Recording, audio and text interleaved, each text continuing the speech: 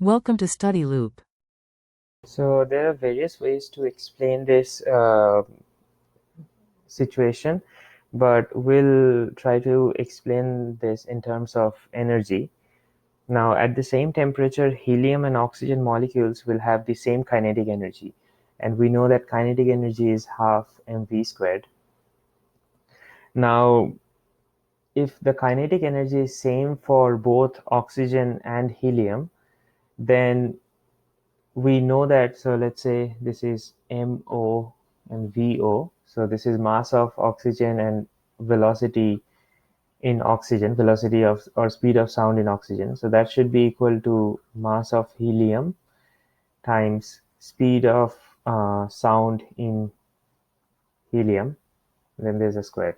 So we know that mass, so let's take the ratio. So we have MO over MH, which is equal to M VH over VO squared. Now, since we know that mass of uh, oxygen is higher than mass of helium, and we see an inverse relation of velocity there, so that's why in helium, speed will be higher than speed of sound will be higher than oxygen.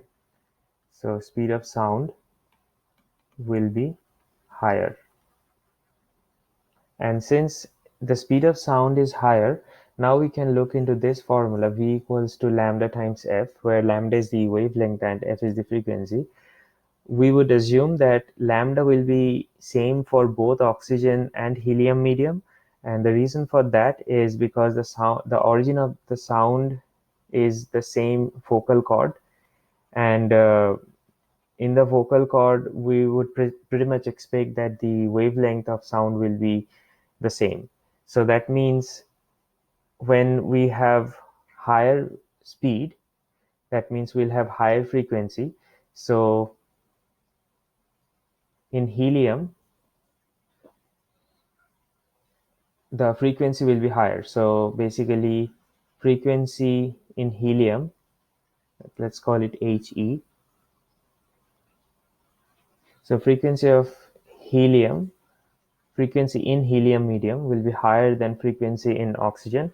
Since the frequency is higher, and we know that frequency is related to pitch, so basically higher frequency means higher pitch.